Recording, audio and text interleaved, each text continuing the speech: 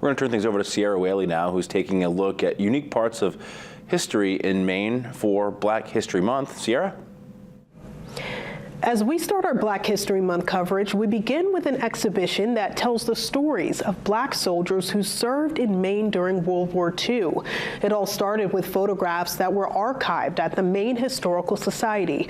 I went there to talk about the findings behind A Convenient Soldier, stories that were undiscovered for decades. Maine Historical Society is really concerned with telling a holistic history, so not just what was written in history books 100 years ago, but also looking at the really diverse stories that make up our state's history. We were able to identify this man as Dawson Carney. Tilly Lasky has been a curator at the Maine Historical Society for 10 years. She's created a platform for other curators or artists to join her in revealing stories behind archived pictures or artifacts, a collaboration that led her to discovering more about these guards who served during World War II. We received this collection of photographs of the guards who stood watch on Maine's bridges and trestles during World War II. So they were keeping an eye out for any terrorist attacks from the Germans that might be happening. And so these were men who came from the American South and hadn't really experienced anything like a Maine winter.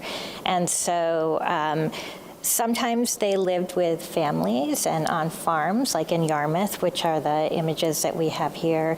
Sometimes these soldiers were living in boxcars up near Morkill, Maine and Piscataquis County. This information just scratched the surface of what these guards endured during their service. So Lasky was contacted by an artist who wanted to find more. Back in, I think it was 2018, we had Azada Radcliffe who came and approached us about doing an art exhibition, an installation, and she wanted to call it A Convenient Soldier. And she put together this amazing exhibition, doing a lot of research.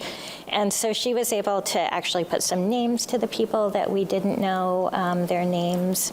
Like Corporal Herbert Wyndham, Private Charles Roundtree, Private Florentino Lopez, and Robert Hawley. Radcliffe searched deep into the military archives, and according to her, these men endured so much more than Maine's cold winters.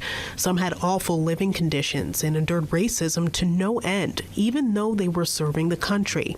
However, Radcliffe found these stories to remember the names of these honorable men to shed light on a dark time.